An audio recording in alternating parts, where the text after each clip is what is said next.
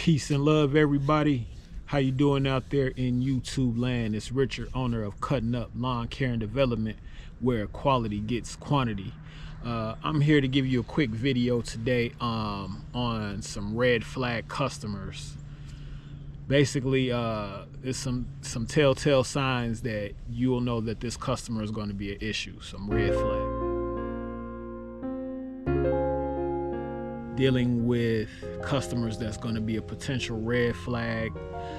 Before we do that, if you are new to the page, I ask that you please like, share, and subscribe so we can get this information out to the masses, because knowledge is power.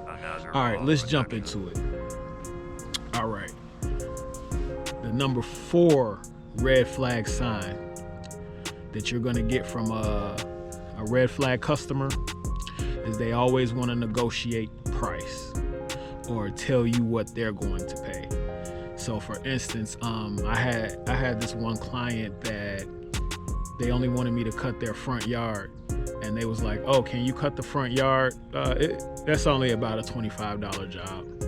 And I was like, oh, okay, well, my minimum is 40, and then, we left it at that. So I just shared that small story just to let you guys know that you have to be upfront about your pricing. You have to also write your rates down, because people will try to pull it with you.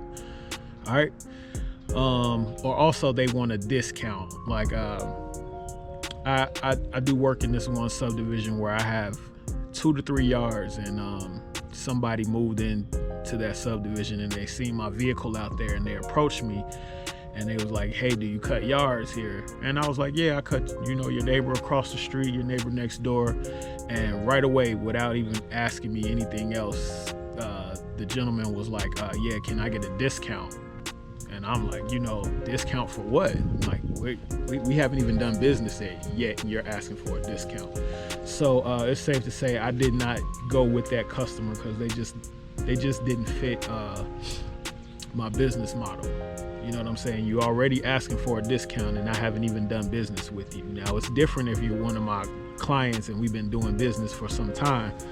Then yeah, you wouldn't even have to ask for a discount, just because that's just how I run my business with my clients. So let's go into the number 3 thing.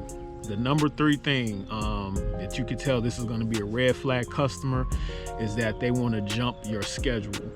Now, most of the time, I made a video about schedule mowing, and schedule mowing in Georgia, in the South, begins in March and it ends in October. And what happens is, if you're on my schedule mowing list, you will get a visit 2 times a month. So you'll get a visit 2 times a month, every month, weather pending. If the weather, is bad, then, we'll get you on the next go around. But we don't jump schedules. We go in order. And so I had this one client that was like, called me out of the blue, left me a message and was like, it's a beautiful day outside. I was just thinking that you could just come by and service my yard. And I was like, I could totally agree with you on that, but in certain days, I'm in certain areas. So I'll be in your area on this day, and that's when I can service your yard. So a lot of times it's about being professional about how you handle the situation, because a lot of clients don't know what you're willing to do and not do. So instead of getting mad about it and emotional, just, take the business approach and that's a perfect time for them to know how you run your business, right? All right. So the number 2 thing, you can tell that you're going to have a red flag customer, is they complain too much about their previous service provider. Every time they see you, they have something bad to say about the previous service provider. In my experience, the people that I deal with, when I run across clients like that and they start to, bash the last person, I just sit back and listen, because in that same conversation where I'm listening to you just talk about the customer, you're also telling me, when I'm sitting listening to you babble about the previous lawn care provider, you're also telling me about yourself. So that's why I sit back and listen, because you may think that you're doing something wrong and you just don't know that person's policy. Like, for instance, my policy is I don't cut wet grass. I give it a day to dry. And so somebody else's policy may be different. Or if you didn't explain that to them, that would be the perfect time to do that. You know what I'm saying? Or whatever. But yeah, you're also exposing yourself when you tell us about your previous lawn care provider. That's why I just sit back and listen. All right. And so the number one thing that you can tell that you're going to have a red flag customer is that it'll be they'll give you inconsistent payments or quotes. Now, this isn't for a new client. This is for somebody like maybe you started out. Most of the times when you start out in your lawn care business, you take whatever you can get, just to get the wheels rolling. And over time, as you grow your business, you start to implement policies and procedures and the way you run your business. That's just how all small businesses scale up. And so, in the beginning, you may have been okay with Miss Smith paying you every, 2 days after the service. But then once you get a bigger clientele and, you have people working for you, you need those payments to be on time now. So if somebody is inconsistently paying you or always forgetting, you want to let them know in a professional way.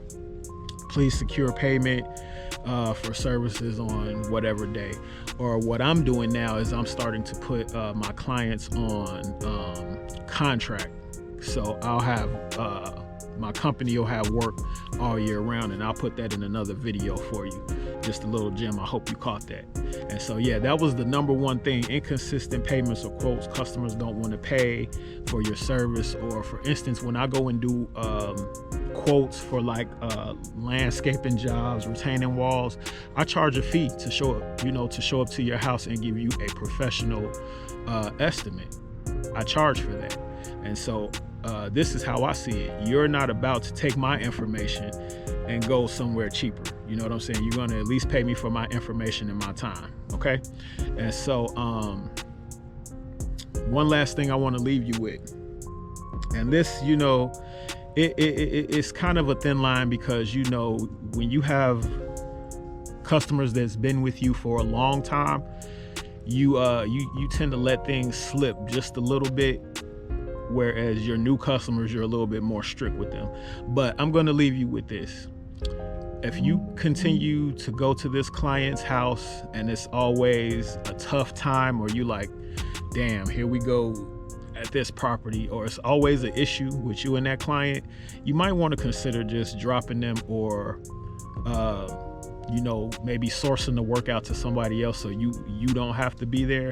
I've noticed that when I've sourced out work to clients that I really don't care about seeing on a physical face-to-face basis, we kind of have a better relationship. It could just be they don't like your personality, or you don't like their personality. But the best practice is just to stay away from them. Distance yourself as far as you can, but remain professional at the same time. All right. So that was some little nuggets for you today. Hope you learned something, and I will catch you guys on the next video. Do not forget to subscribe to the channel so I can get my views up, so I can get my hours up, and so y'all can see me all over this thing. All right. So y'all have a good one, and I'll see y'all on the next one. All right. Peace.